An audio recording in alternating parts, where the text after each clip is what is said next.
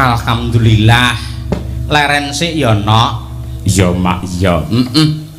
Puji syukur kunjuk ana kemurane Hyang Agung kang wis paring kanikmatan, kamulyan, barokah, kesehatan marang sedhengah titah wabil khusus kagem marga agung ing laladan Kota Madiun mendunia. Oh, mengkono. Merga ing ratri iki awake dhewe piniji sowan lantarane ya kuwi pepundhenmu sing biyen nate nimbali karo awake dhewe. Sesasi kepungkur sowan ana daleme Bapak Ali Mas Ngudi, panjenengane anggota dewan sing pancen lenggahe ana Tulung Saradan Madiun ya, Mak. Bener. Nalika panjenengane wayangan biyen delalah Raka Mas Andi Halim putra saking Bapak Harsono ki kepareng mirsani banjur rena ing penggalih mituhu kang dadi pangandikane Pak Ali, ayo kapan peresmian Hotel Merkur mengko wayangan tak golekne dalang kancaku. Kuwi ngendikane Pak Ali. Alhamdulillah ripalungguhan iki wis kelakon dadi bukti aku sak kanca Madangkara bisa sowan ana ing pinggir dalan utawa tengah dalan sak ngajenge Hotel Merkur ingkang mapan ana ing Kota Madiun. Oh, mengkono. Uga ngaturake panuwun marang Sukses Jaya Group sing nyatane diayomi dipandegani karo pepundhenmu Bapak Harsono Lukito karo Ibu Eli ya, Mak. Pancen kaya mengkono. Bener pangandikane para pinter kae teteken tekun bakale katekan. Kowe aja nyawang saiki Pak Harsono suksese kaya ngene dadi piyai sing mbrewu kaya mengkene kagungan hotel pirang-pirang klebu Aston barang. Pokoke umume hotel ana laladan Madiun ki kagungane Pak Harsono. Iya. Ning sinaunen jerih payahe Pak Harsono mbiyen wong nyatane panjenengane mbiyen iki ora ujug-ujug banjur mulya ki ora. Iya. Diwiwiti saka rekoso buka toko bangunan cilik-cilikan dodolan paku baut lan sak piturute akhirnya bisa duwe apa kuwi jenenge perusahaan ya kuwi semen sing kokoh sing diarani ya kuwi semen dinamik produk semen Indonesia ya serbaguna untuk segala kebutuhan. Mula raneh ramoka lamun to Hotel Merkur ki kokoh santosa megah kaya mengkono merga semene iki nganggo semen dinamik kagungane Pak Harsono dhewe. Oh, ngono. Ya merga saka kerja kerase lan uga tansah nyuwun marang Purbane Hyang Agung kompak karo Bu Eli sinengkuyung dening putra ingkang cacahe ana 3 dipandegani karo Mas Andi Halim. Nyatane bisa dadi piyai sing sukses kaya mengkene tur dasare bermanfaat. Iya, Mak, iya. Kaya mengkono kuwi. Sing becik ya kaya ngono kuwi lho, Nduk. Nadyanto panjenengane iki nuwun sewu ora kok ngalembono bisa menjadi orang terkaya di Kota Madiun mendunia, namun kehebatan Bapak Harsono tidak pernah melepaskan, tidak pernah lupa dan selalu cinta terhadap budaya seni tradisi wayang. Itu hebatnya Pak Harsono. Ngono ya yo. Kaya mengkono mula raneh ramoka barengi tasakuran peresmian hotel panjenengane ya kepareng wayangan. Iya. Dasare entuk pangestune Bapak Wali Kota Madiun terpilih Bapak Maidi. Sore mau Pak Maidi wis kepareng telepon karo awake dhewe paring dawuh ora bisa ngrawuhi diwakili karo Ibu. Iya, karo Ibu Wali. Ibu Yuni Setiawati selaku istri Bapak Wali Kota Madiun sing intisarine dawuhe Pak Maidi nyuwun pangapunten dumateng keluarga besar Hotel Merkur lan nyuwun pangapunten dumateng sedaya para warga masyarakat Kota Madiun, dan beliau mengucapkan terima kasih kepada warga masyarakat Kota Madiun yang telah nunggalke tekad nunggal swara nyengkuyung ndadekake Pak Maidi meneh dadi wali kota ning Madiun. Ngono ya ya. Kaya ngono kuwi. Tur aku mau ya capet-capet ngono mak sruwing krungu mergo le telepon ki nalika aku wis ning panggung kebarung swara sound system ki rapati cetha sing intisarine ora kudu panjenengane syukuran mergo wis dilantik dadi wali kota ning mbosok event apa wae kegiatan apa wae yang berkaitan dengan beliau akan tetap wayangan insyaallah melalui Pak Ali Mas Ngudi sing ditimbali tetep Cahya Kuntadi waline Pak Maidi lantarane Pak Mas Ngudi dalange Cahya Kuntadi di kabeh kok Nduk iya ngono kuwi apik kaya ngono kuwi ugi ngaturaken panuwun dumateng perwakilan saking Mensetnek yang diwakili oleh Bapak Darmawan Sutanto selaku DPRD Jawa Timur ya ngaturke panuwun ugi dumateng Bapak Maijen Sidarta Wisnu Graha mboten kata lumpen dumateng Ibu Yuni Setiawati Ibu Maidi Ibu Delina Panuntun selaku istri Wakil Wali Kota Madiun Bapak Insinyur Suko Dwi Handiarto selaku Sekda Kota Madiun ugi Bapak Dr. Andes Haji Armaya selaku Ketua DPRD Kota Madiun Bapak AKBP Agus Dwi Suryanto selaku Kapolres Kota Madiun Bapak Letkol Widi Bayu Sudibyo selaku Komandan Kodim 0803 Madiun ugi dumateng Bapak Didi Sutisna SHMH selaku Kepala Kejaksaan Negeri Kota Madiun ugi Bapak Dr.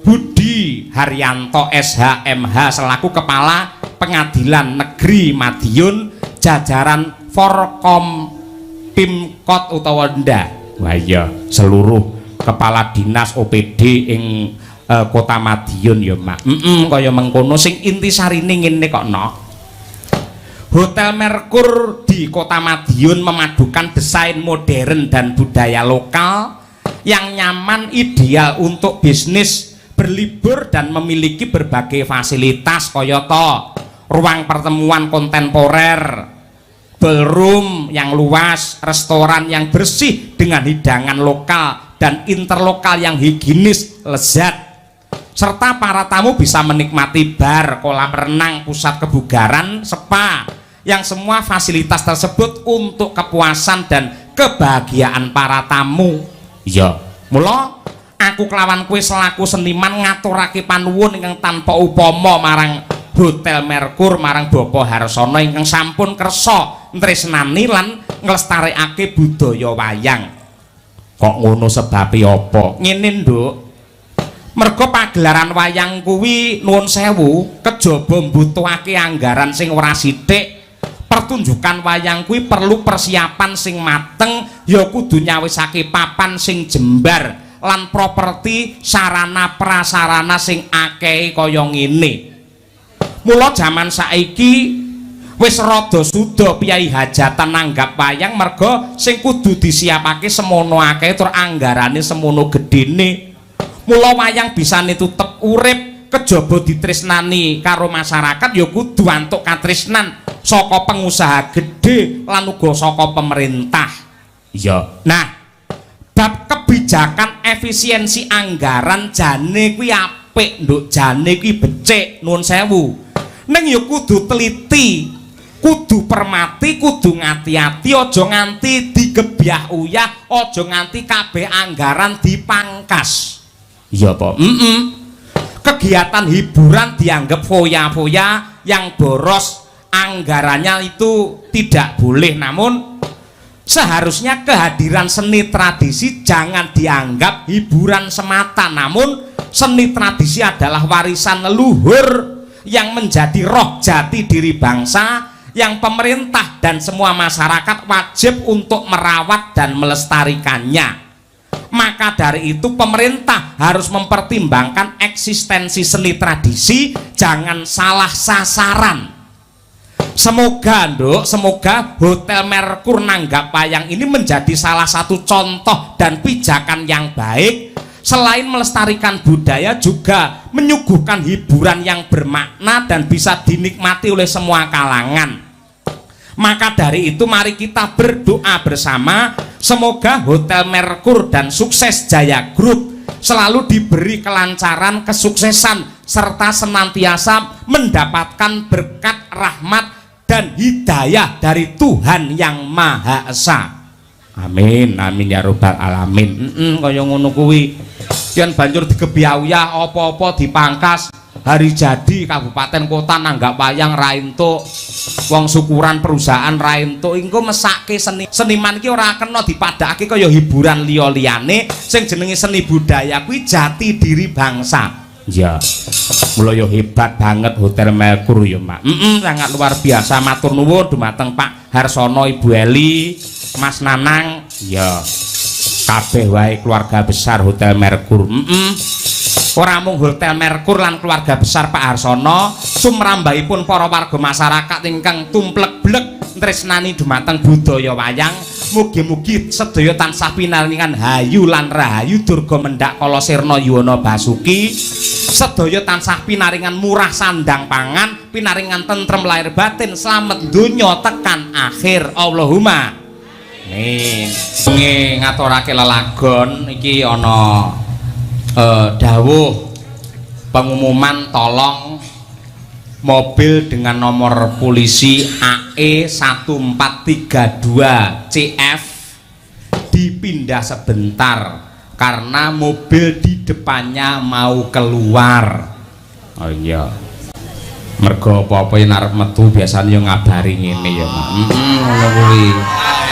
Saya ulangi lagi, kok to? Mobil dengan plat nomor AE 1432 CF. Ya, AE. AE iki plat nomor kene iki seneng karo reok kok, Nduk. Kok iso? AE. Ya, monggo dipindah. Matur nuwun. Nggih pemanasan mumpung ketemu karo anak wedok. Wis suwi ora ketemu. Wah iya. Iki seni mati multi talenta. Nembang campur sari ya wis kulino, nggen apa kuwi jenenge musik jadul. Apa kuwi jenenge Lorenza ya wis tahu. Ya. Terus nggen tembang-tembang qasidah ya kulino, tembang klasik nggen wayang pancen ya bibit kawite ya saka wayang, mergo wong tuane kuwi ya dalang, mboke ya sinden. Oh, Sing duwe sanidi kuwi. Sahabat Niken Salindri dan Cahyo Kuntadi kuwi. ya. Mbak Niken Salindri. Men jumeneng luwih dhisik. Ya. Dihormati ya. Dihormati sing alusan luwih dhisik nggih pemanasan sadurunge ngaturi Mas Duojo. Oh ngono. Ngono kuwi. Monggo dihormati to. Ku tak tang dang. Oke, dados yuk. Halo, assalamualaikum Cahayu. Waalaikumsalam Bapak. Aduh, Bapak nganti kangen nganti lek turu ngimpi ketemu sampeyan tenan. Mila. Tenan kuwi serius. Aku rumangsaku kuwi pas Itu kata-kata buat menyenangkan hatiku apa kata-kata modus? fakta, aku sumpah pocong wani lek iki tenan. Aku iki tau arep mayang ning ndi buke Singawi apa ngendi kae. Lah gandeng nggen transite iki ora ana nggone, aku turu ning mobil. Aku turu rumah saku sampean teko wis gelungan kaya ngono kuwi nggugah aku. Pak, Bapak tangiyo. Aku yo tangi, ning sing tangi dudu mripatku.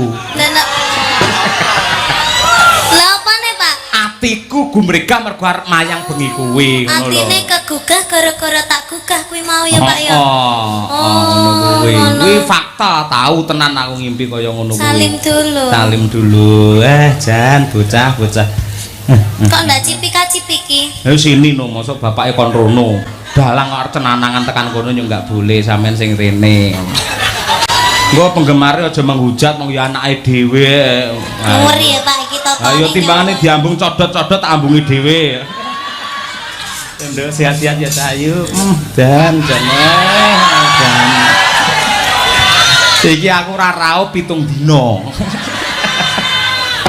Silakan menyapa terutama mengucapkan terima kasih kepada Bapak Harsono. Bapak Harsono kalian Ibu Eli. Ibu Eli. Kenapa? Bu Eli. Ibu Eli. Nggih. Amargi sampun nimbali kula kalian rombongan Ki Cahya Kuntadi Madangkara. Mugi-mugi sehat selalu, panjang umurnya, semoga lancar rezekinya, semoga mengadakan tontonan seperti ini yang bisa menghibur masyarakat setahun sekali. Amin. Tambah melimpah ruah rezekinya. Itu Bu Eli sama Pak Harsono itu owner dari Iya. Hotel Mercure ini. Betul juga komisaris Sukses Jaya Group. Jenengan mau teng mriki mau to Pak, tanggapan niki mau lho Pak. Apa? Jenengan dicepaki kamar napa mboten? Cepaki. Dicepaki to Pak. Heeh, ning aku bingung aku. Napa? Bar nguyuh bingung renek cibuke. Ya kudune sampean ki ning gone kamar mandine. Apa? Kamar mandine khusus dige ngresiki sing ning gone hotel-hotel ngono kae lho Pak. Kan malah enek jebore. Oh nengken Kamar mandi satpam. jangkrik aku iki dalang nang ndi diajeni mosok kaya Ya padake ngono makane kuwi. kok mosok. Iki uga matur nuwun karo putrane kuwi Mas Andi Halim Iya. karo Jenderal Manajer Pak Nanang Sumarjono ugi Ibu garwane Pak Maidi Wali Nggih. Kota ing Madiun Bu Maidi Kepareng Rawuh Oh, piyayine ngoten, niku nggih. omong-omong kuwi Sugeng petuk karo Pak pinara. Maidi kon nanggap wayang dhewe ngono ya. Oh nggih. Oh nggih bulan depan tirose Pak. Bulan depan. Nggih, alhamdulillahirabbil alamin. Amin. Pripun Bu? Oh, habis lebaran Pak. Amin. Nggih, Ya matur Rabbal sembah alamin. nuwun Ibu. Alhamdulillah padahal wonge ya ora omong apa-apa.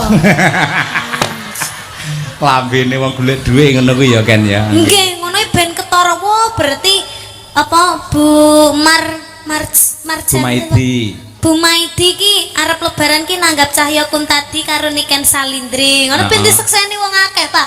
Terus Sida ra sida wis ben urusane, Pak.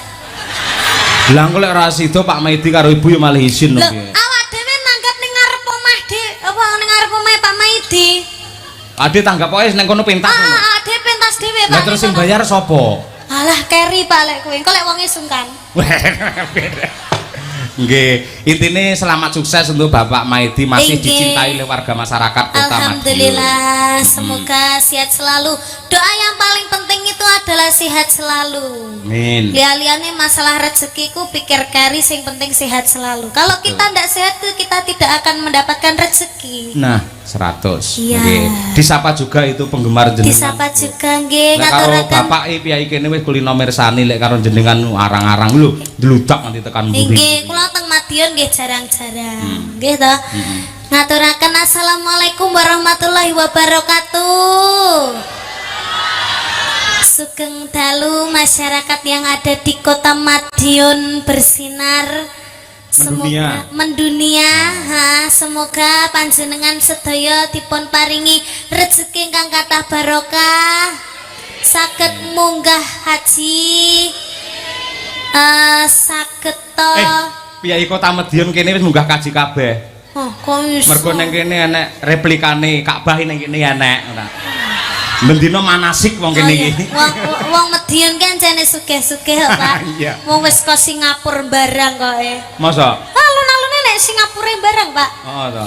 Heeh. Sing anyel aku mau lho. Lah nek Napa? palang sepur to uwi iki nutup. Iki mobilku ning kene. Lah kok sepure liwat mburine mobilku to, Pak. Kono kuwi lho mau anyelne aku iki iso liwat mburiku iki piye lho. Da Madiun ini kota yang maju lho, Pak. Heeh to. Sepuri ora dideleh ning gone rel, ning dalan. Ayo kuwi hiasan ya, Nduk, ora. Nggih. Heeh. Ya saiki nembang Sahayu. Nggih, Pak. Ya iki wis kangen karo suara. Sing halus riyen nggih. Halus wae ning engko bar langgam kena dindangdukne ngono lho, tak ketang sithik. Oh, ngoten. Nyuwune napa, Pak? Men ora ditinggal katresnanmu karo Piyai Madiun lan Bu Wali. Nggih. Ngaturke ninggal katresnan ngono piye? Setuju ora? Oh, nggih, nggih. Nggih. Mengke di versi C ngoten to, Pak? J iki apa? Jaranan. Oh iya. Cocok versi J. Tapi niki dibawani napa mboten, Pak?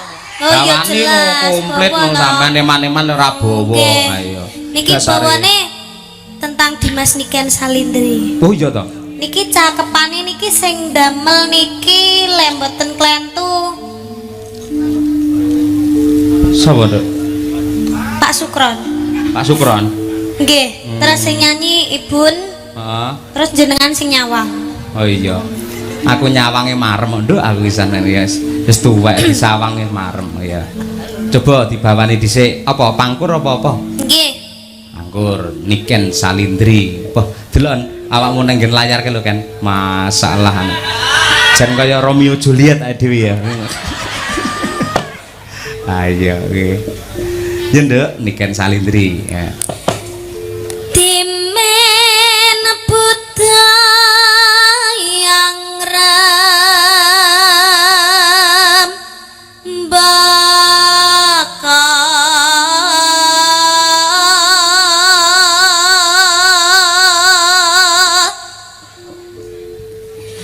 masih nangling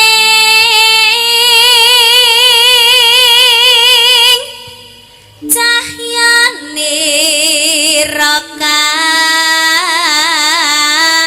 eksi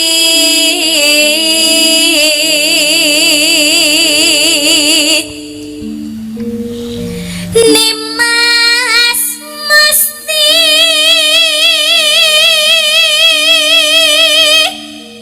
kaning jantan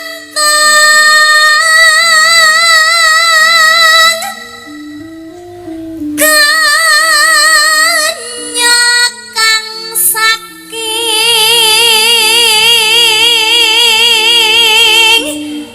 dahan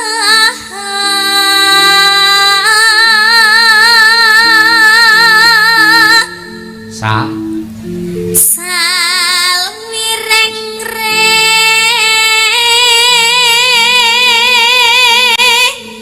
nambang beksa waska cakep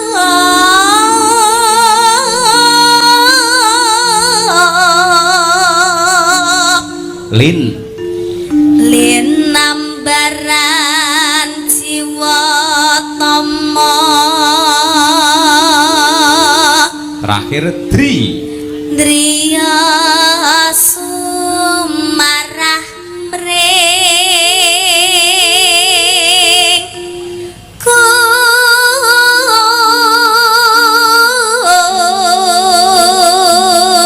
Gusti.